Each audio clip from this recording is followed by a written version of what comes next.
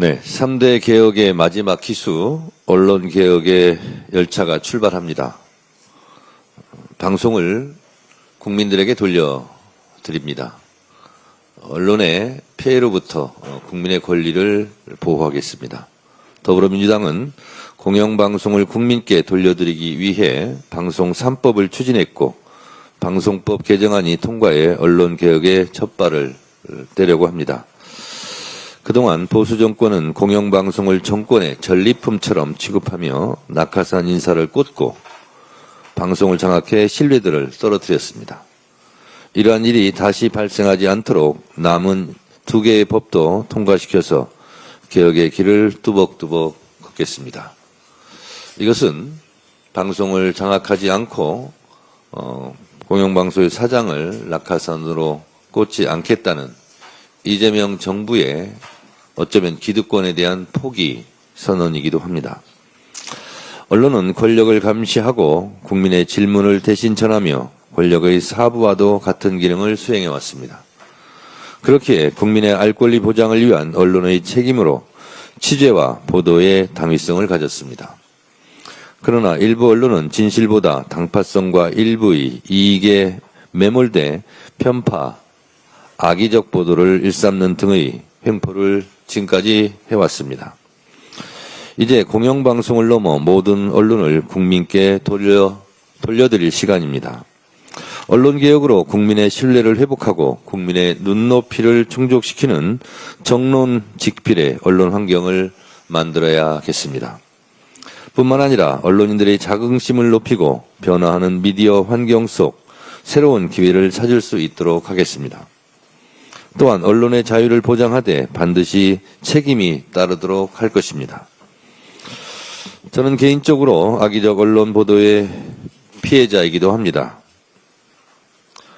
언론과의 법적 싸움도 해봤습니다. 그리고 양보하지 않고 승리하기도 했었습니다. 그 과정 속에서 정치인인 저도 많은 어려움과 힘듦이 있었는데 일반 국민들은 또 어찌 하겠습니까? 자유에 걸맞은 책임이 뒤따르지 않으면 언론의 자유 역시 성역일 수 없습니다. 더불어민주당은 언론의 자유는 확실하게 보장하고 그 책임 또한 무겁게 묻겠습니다. 언론이 바로 서야 나라가 바로 섭니다. 언론은 사적 이윤 추구와 공적 역할과 기능이라고 하는 이중성을 띠고 있습니다. 공영 언론을 제외하고는 공적 언론의 활동을 통해 얻은 사적 이익은 사주의 주머니로 들어갑니다.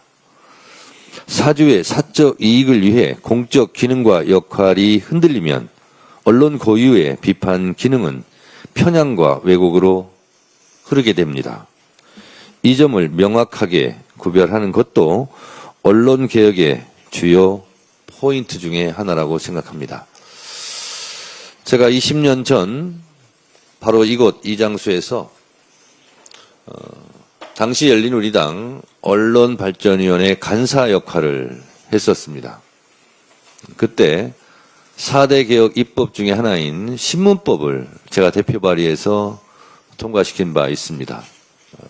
시장 질서를 바로잡고 그리고 언론 부스, 신문 부스 등을 투명하게 공개하는 등의 법을 마련한 바 있습니다.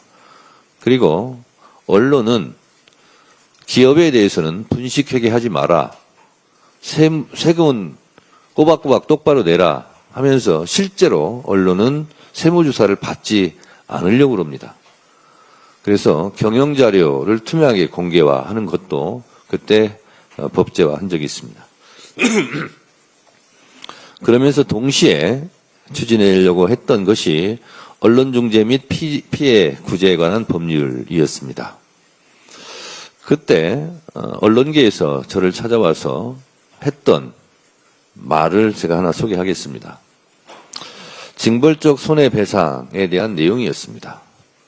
당시 미국은 언론에 대한 징벌적 손해배상을 이미 실시하고 있었습니다. 악의적이고 고의적이고 그리고 그러한 오보에 대해서는 실제로 징벌적 손해배상을 엄청나게 때리고 있었습니다. 그런데 그때 언론계에서 와서 징벌적 손해배상에 대해서 저한테 했던 말은, 왜 우리나라에는 징벌적 손해배상인 법이 하나도 없는데 언론이 첫 번째 타겟팅이 돼야 되는가? 라는 거였습니다. 실제로 그때는 징벌적 손해배상 제도가 법적으로 마련된 것이 없었습니다. 그리고 20년이 지났습니다. 언론인 여러분, 이것 좀 보도해 주시기 바랍니다.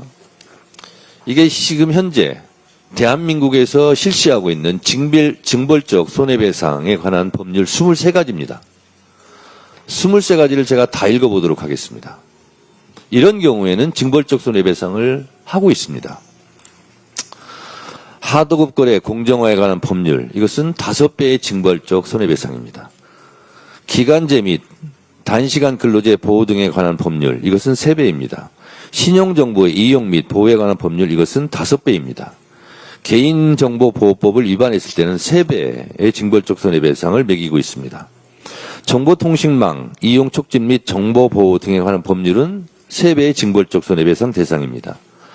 대리점 거래의 공정화에 관한 법률은 3배의 징벌적 손해배상, 가맹사업 거래의 공정화에 관한 법률은 3배, 제조물 책임법은 3배, 공익신고자 보호법은 3배, 환경보건법 3배, 독립규제 및 공정거래에 관한 법률 3배, 부정경쟁 방지 및 영업비밀 보호에 관한 법률 3배, 대규모 유통업에서의 거래 공정화에 관한 법률 3배, 대중소기업 상생협력 촉진에 관한 법률 3배, 특허법 5배, 상표법 3배, 디자인보호법 3배, 축산계열 회사 사업에 관한 법률 3배, 산업기술의 유출 방지 및 보호에 관한 법률 3배, 자동차관리법 5배, 중대재해 처벌 등에 관한 법률 5배, 근로기준법 3배, 게임산업진흥에 관한 법률 3배.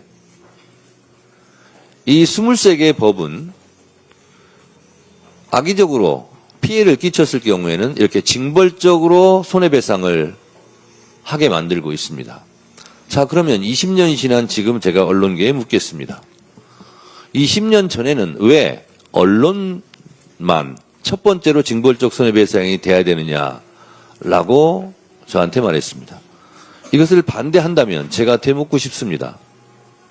언론에 대한 피해가 여기 나오는 23개의 법과 이 분야, 업종보다 피해가 심하지 않은가? 언론에 대한 피해는 지워지지 않는 상처입니다. 2004년도 만두소 파동 때 언론에서 만두소가 불량하다고, 문제가 있다고 모든 언론에서, 거의 모든 언론에서 비판을 했습니다. 그 전도 양양하던 30대 만두소 사장이 스스로 극단적인 선택을 했습니다. 그리고 그 후에 그 사장이 사후에 그 만두소는 별 문제가 없는 걸로 입증이 되었습니다. 그러나 그 만두소 사장을 공격했던 언론들은 사과하지 않았습니다. 한 사람을 죽음으로 몰아넣는 그런 엄청난 악의적인 보도를 한 이후에 그 사장이 목숨을 끊은 이후에도 반성하거나 사과하거나 정정보도하거나 하는 것이 없었습니다. 이것이 언론의 책임입니까? 언론의 횡포입니까?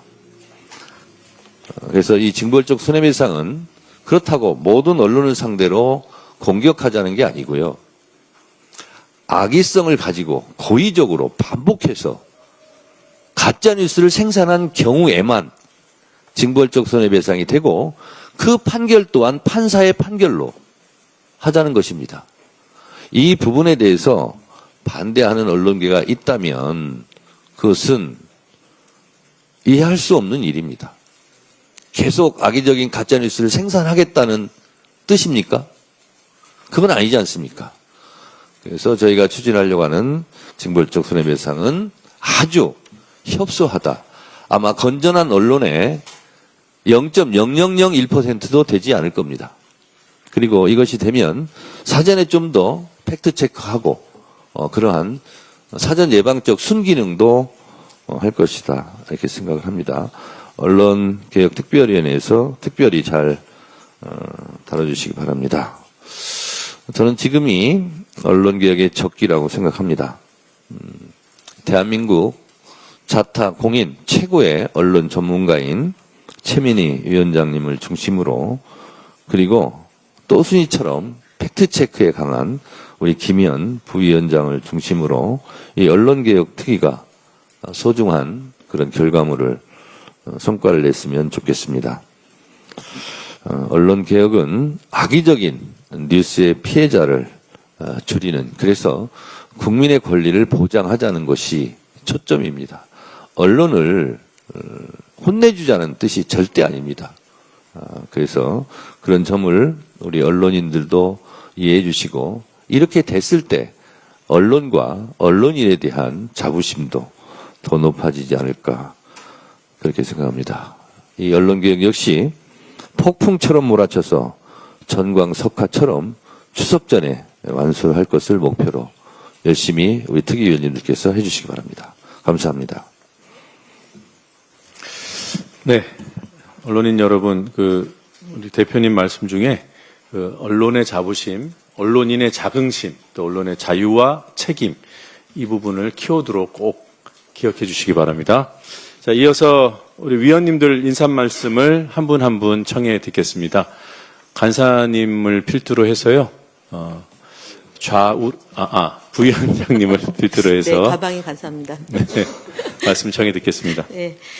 2년 반 동안 한국 방송은 상당 부분 훼손당하고 장악되었습니다. 지난 8월 5일 날 방송법 처리를 필두로 오는 21일 날 방문진법이 처리될 예정이고요. 그리고 22일 날 EBS 한국방송공사법이 처리가 되면 큰 산 하나를 넘게 됩니다. 방송 3법이 처리돼도 방통위가 정상화되지 않으면 제 역할이 될 수 없다는 점은 아마 이곳에 계신 언론인들이 누구보다도 잘 알 거라고 생각합니다. 그래서 제가 7월 28일 날 시청각 미디어 통신위원회법을 제정법률로 대표 발의했습니다. 방통위가 정치적 중립과 공정성을 되찾고 방심위가 유일임처럼 세상 망측한 사람이 또다시 나타날 수 없도록 인사청문회와 탄핵의 대상이 될 수 있는 법을 강화시켰다는 점을 말씀을 드리겠습니다. 또한 윤석열 정부에서 있었던 방송 장악으로 인해서 피해받은 분들과 피해받은 방송사 YTN과 TBS에 대한 국정조사가 반드시 이루어져서 YTN을 정상화시키고 시민 참여형 지상파 공영 라디오 방송사인 TBS가 수도권 시민들에게 제 목소리를 들려줄 수 있도록 국정조사가 반드시 필요하다는 말씀을 드리겠습니다. 저희 언론특별위원회가 앞서 정청래 대표님께서 추석 전에 언론개혁과 사법개혁과 검찰개혁을 완수시키겠다고 했는데 아마 그 약속을 가장 먼저 시킬 수 있는 데가 언론개혁특위라고 믿어 의심치 않으셔도 되겠습니다. 저희가 하는 일이 제대로 보도될 수 있도록 언론인 종사자분께서도 협력 부탁드리고 혹시 궁금하거나 필요한 것이 있다면 우리 위원장님과 간사 또 저를 포함해서 여기 계신 위원들께 반드시 취재 후에 기사를 써줄 것을 당부 말씀드리겠습니다. 이상 마치겠습니다. 우리 위원님들 말씀 순서를요, 우리 최현일 의원님부터 앉은 순서대로 이렇게 이어가겠습니다. 최 의원님. 네, 행정안전위원이자 특위위원 최현일입니다. 국민주권 정부 출범 후에 언론개혁은 더 이상 미룰 수 없는 시대적 소명입니다. 그러나 이를 가로막는 걸림돌이 여전히 존재하며 특위 차원의 단호한 대응이 절실합니다. 당 대표님께서도 그러한 취지의 말씀하셨습니다. 특히 세 사람을 제가 언급하겠습니다. 이진숙 방통위원장, 루이림 전 방심위원장, 그리고 오세훈 서울시장. 이 세 사람은 윤석열 정권의 반민주, 반언론적 기조를 그대로 실행에 옮긴 인물들입니다. 이진숙 위원장 업무상 배임, 허위사실 유포야 명예훼손 등 중대한 혐의로 지난해 7월 고발돼서는 무려 1년이 지난 올해 7월에서야 늦장 소환 조사를 받았습니다. 류일임 전 위원장은 민원 사주 의혹에 대해 국민 다수가 납득할 수 없는 무혐의 처분을 받았습니다. 이에 대한 원점 재수사와 철저한 진상규명이 필요합니다. 그리고 오세훈 시장은 공영방송 TBS의 예산 지원을 중단했고 거기에 부안 내동하여 행안부는 이를 서울시 출연기관에서 해제했습니다.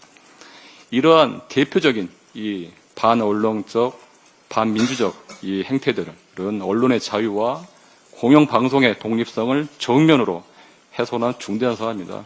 그래서 특위 차원에서 신속하고 공정한 수사를 촉구하고 진상규명, 책임자 처벌을 통해서 언론의 자유, 공영방송의 정상화를 반드시 이뤄낼 것입니다. 특위위원으로서 제대로 된 역할을 해 나가겠습니다. 이상입니다.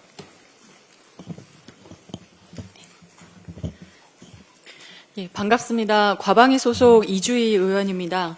당 언론개혁 특위에서 함께하게 되어 영광입니다. 저는 유튜브 허위조작 정보 대책 파트를 맡았습니다. 유튜브는 국내 모바일 앱 시장 1위로 지난해 초 카카오톡 사용자 수를 이미 넘어섰습니다. 특히 뉴스 시사 관련 영상을 볼 때도 우리 국민들이 가장 많이 이용하는 플랫폼이 유튜브이다 보니 최근 유튜브를 통해 허위 조작 정보가 무분별하게 전파되고 있어 큰 우려를 낳고 있습니다. 국민들 81.4%가 가짜뉴스 심각성에 동의하고 있을 정도로 유튜브를 통해 유통되는 허위 조작 정보로 인한 피해는 상상을 초월합니다. 이미 유명 유튜버에 대한 협박, 허위 루머 사건을 비롯해서 고인이 된 유명 배우와 가수 등도 가짜뉴스에 피해를 입었다고 알려지고 있습니다. 이재명 대통령께서도 얼마 전 국무회의에서 영리 목적으로 가짜뉴스를 뿌리는 유튜버에 대해 법무부가 징벌적 배상을 포함한 대책을 검토하라고 언급을 하신 바가 있습니다. 전문가와 시민사회도 유튜브가 수익 창출이 되는 플랫폼이라서 자극적, 선정적 콘텐츠를 생산하는 유인이 존재하고 그래서 책임이 더 강화되어야 한다는 의견을 제시하고 있기도 합니다. 실효적인 대책 마련을 위해서 현재 관계부처 전문가, 시민사회의 목소리를 종합적으로 듣고 있습니다. 국민의 의견을 수렴하여 추석 전 성과를 낼 수 있도록 노력하겠습니다. 감사합니다. 오늘 불참하신 위원님 가운데 임미애 의원님께서 꼭 대신이라도 말씀을 전해달라는 게 있어서 저는 일단 임미애 의원님의 말씀을 대독하겠습니다. 대구 경북의 목소리 임미애 의원입니다. 저는 지방 언론의 편향된 행태에 대해 한 말씀 드리고자 합니다. 지난해 4월 총선 당시에 대구 경북 주요 언론인 매일신문은 사전투표 하루 전인 4월 4일 내로남불 기득권 좌파에 가면 심판의 표로 벗겨야라는 제목의 기사를 일면에 대대적으로 내보냈습니다. 그리고 이어서 다음 날에는 국민의힘의 사전선거 동료 현수막 사진만을 일면에 부각해서 내보냈고 같은 날 구면에는 민주당의 현수막 사진을 실으면서 부정적으로 기사를 내보냈습니다. 이러한 기사 보도 행태에 대해서 민주당 등은 언론중재위에 제소하고 편파 보도에 대해 사과를 촉구했고요. 언론중재위가 그나마 다행으로 정정 보도하라는 직권 결정을 했습니다.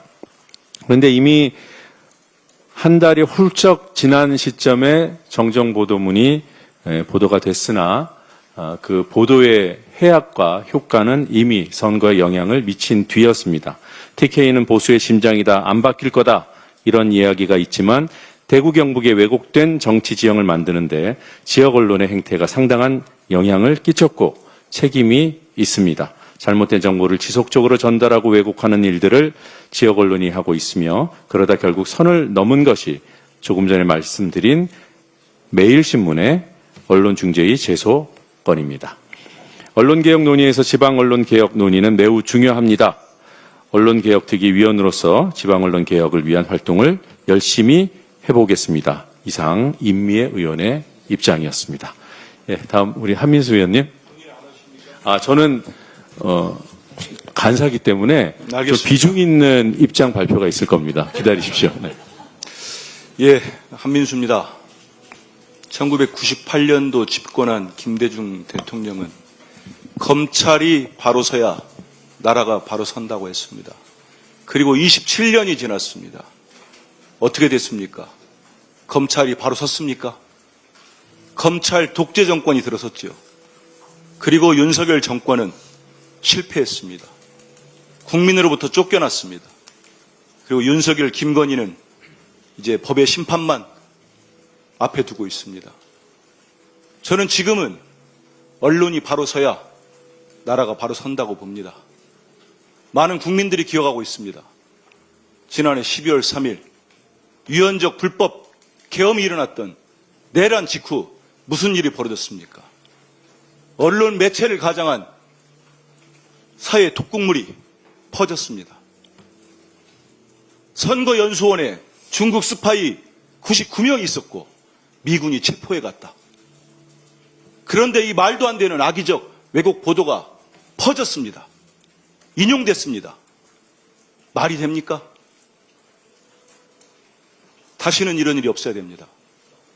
언론이 바로 서야 나라가 바로 섭니다. 저희 언론개혁특위는 철저하게 국민적 시각에서 국민의 관점에서만 바라보겠습니다. 꼭 개혁을 이뤄내 우리 언론 노동자, 저도 언론 노동자 출신입니다. 언론이 자유를 누리고 언론 노동자가 품격을 유지하고 우리 국민들이 언론 자유를 누릴 수 있도록 하겠습니다. 고맙습니다. 네, 이강혁 위원님. 안녕하십니까. 이전부터도 그 정부나 뭐 국회나 각 당 차원에서 언론개혁이나 방송개혁 등의 이제 이름을 그 표방을 하고 그 각종 조직이나 이런 걸 만들어서 추진하면서 처음에 표방했던 바와는 거의는 많이 못 미치게 그 용두사미격으로 성과를 내지 못한 경우가 많았던 것 같습니다. 이번에야말로 그 민주당 당 차원에서도 그렇고 국민적인 요구가 시대적 요구로서 언론개혁에 대해서 분명한 그 기회를 제공하고 있다고 생각하기 때문에 좋은 성과가 있을 것이라고 기대를 하고요. 신속하게 실기하지 않고 이 일이 추진되어야 할 것이며 또 한편에서는 그런 과정에서 자칫 법적 공백이나 논란 등이 생기지 않도록 최종 법제화하는 과정에서 허점이 발생하지 않도록 문제가 발생하지 않도록 개인적으로도 많이 노력을 하겠습니다. 이상입니다.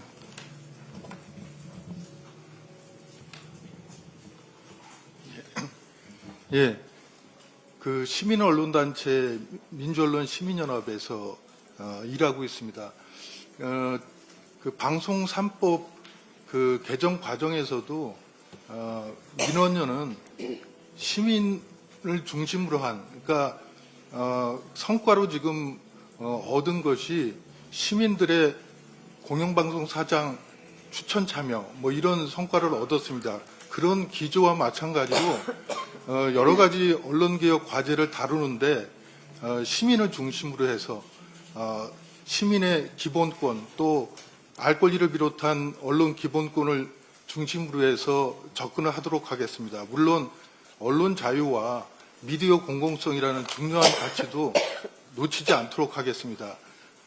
이미 말씀하셨지만 이번 그 언론개혁 그 논의 과정에서는 좀 더 정교한 논의가 필요할 걸로 생각이 됩니다. 이 논의가 입법으로 연결된다면은 법안을 기초하는 과정에서 좀 더 정교하고 다양한 요소들이 입체적으로 점검되는 그런 과정이 있었으면 합니다.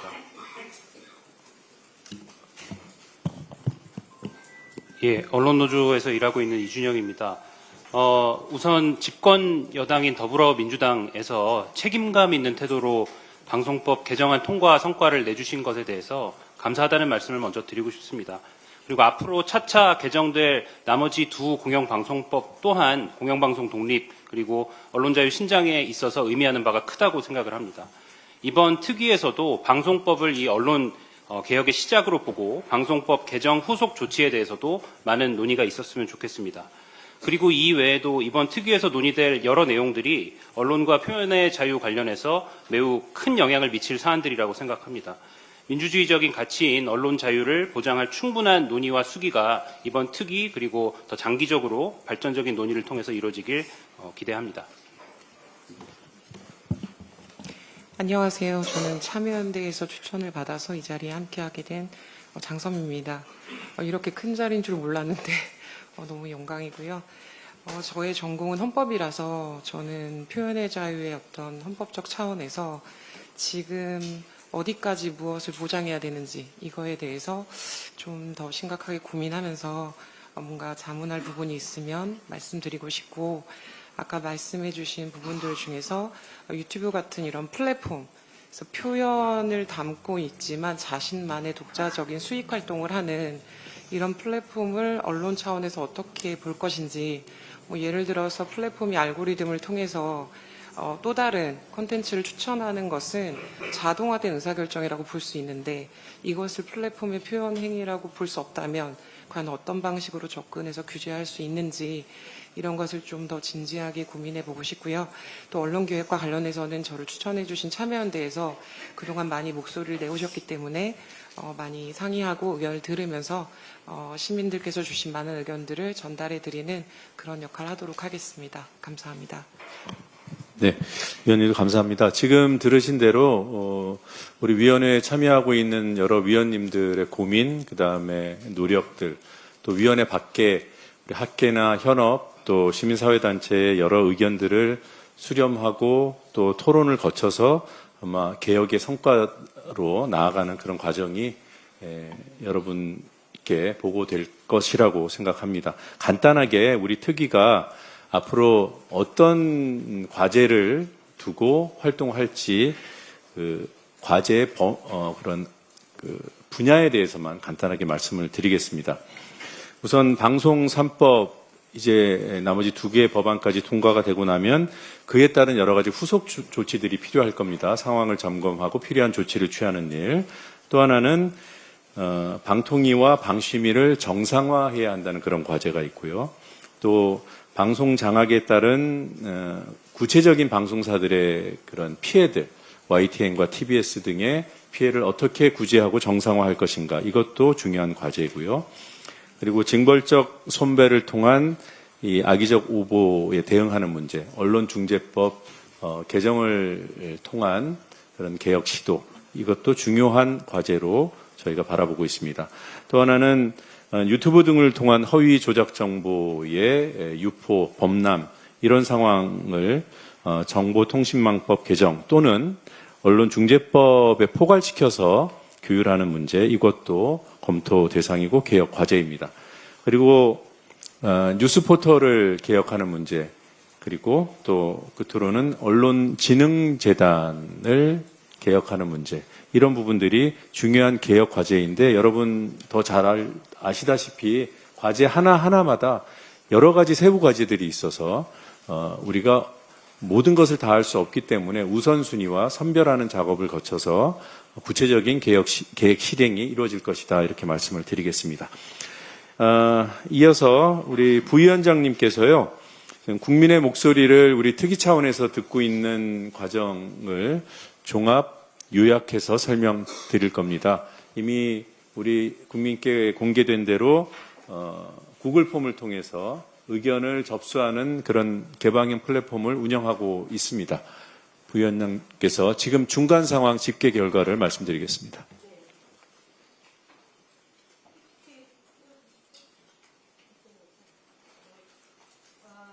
지난 8월 10일부터 13일 동안 대국민 설문조사를 실시했습니다. 위원장님의 지시에 따라서 진행되고 있습니다.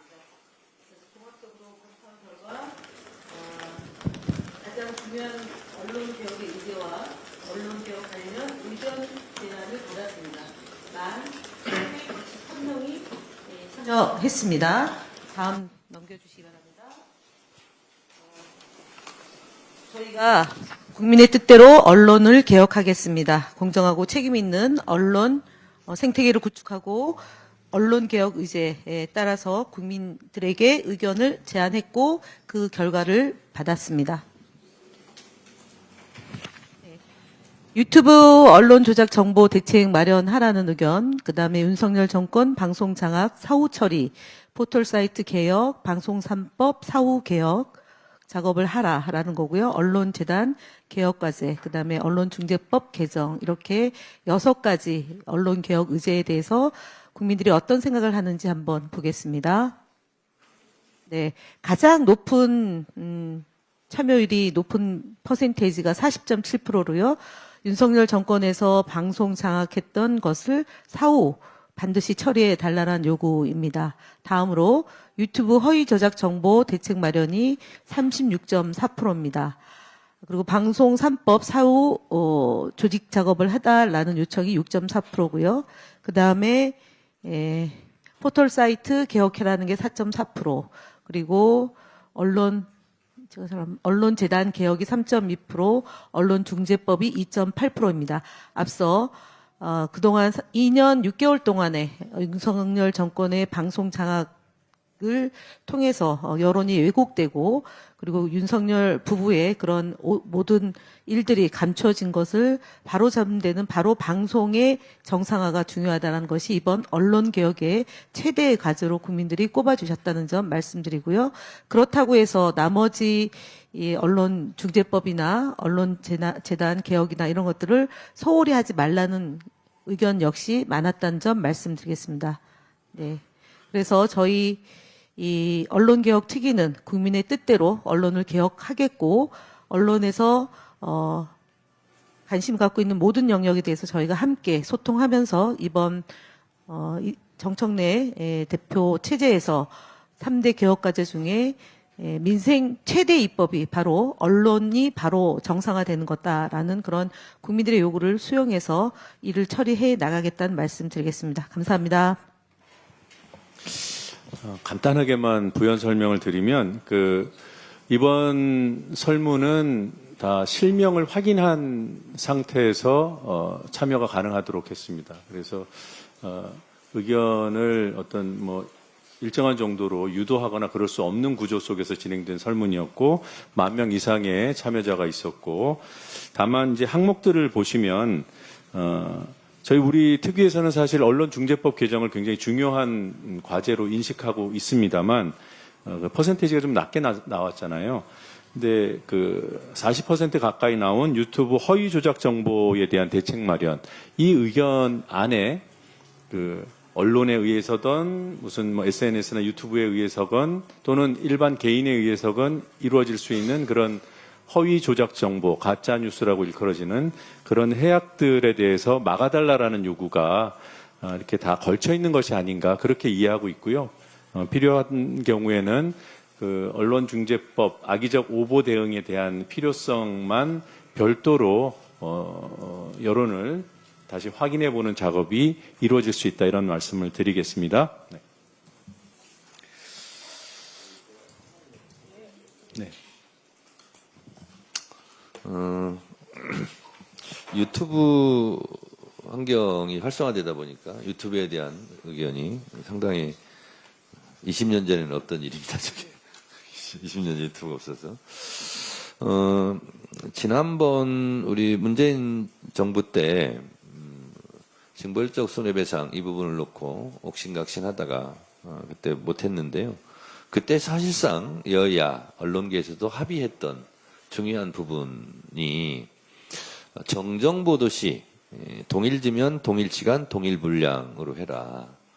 그러니까 예를 들면 일면 톱으로 오보를 냈고 거기에 대한 피해가 있는데 그걸 정정사과 보도할 때는 30몇 면 오른쪽 귀탱이 안 보이는 대로 가고, 그럼 실제로 효과가 없기 때문에 동일지면 방송 같은 경우는 동일시간 동일분량의 원칙에 따라서 정정사과를 하라.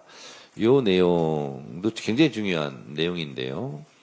그 부분은 그 당시에도 문재인 정부 때도 큰 반대나 논란은 없었습니다. 그래서 이런 부분도 굉장히 중요하다라는 말씀 드리고, 우리 언론개혁의 과정 속에서 실제로 언론으로부터 부당하게 표적이 돼서 공격을 많이 받습니다. 국회의원들이. 그 장본인이 접니다. 그래서 당 차원에서는 언론개혁특위위원들을 지원하고 그런 부당한 공격으로부터 보호하고 하는 일도 당 차원에서 하겠다라는 말씀을 드리니 안심하고 할 일들을 하셔라. 최민희 위원장 하고 싶은 거 다 하세요. 네, 감사합니다. 못 가시고요. 사진까지 다 찍고 지금 하신 말씀 책임지신다는 의미로 사진까지 다 찍고 가셔야 되고요. 우리 기자님들 궁금한 것들 제가 간사로서 언론 소통 창구 역할을 하기로 돼 있으니까 하시라도 연락 주시고요. 필요하시면은 와서 브리핑 하라 그러시면 제가 어디든 달려가서 브리핑도 하겠습니다. 네, 그렇게까지 말씀드리고 이제 마무리 들어가겠습니다. 먼저 사진 촬영하겠습니다. 참석자 여러분들께서는 앞으로 다 나와서 서서 사진 촬영을 하겠습니다. 촬영 진행은 누가 하시죠? 제가 하겠습니다. 네. 지침을 주세요. 네. 의자를 빼나요? 네, 빼고. 네.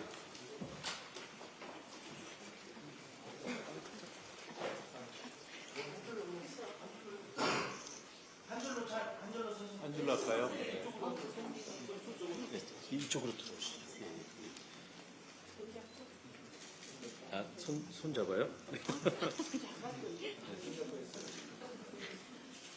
네, 그럼 촬영하겠습니다.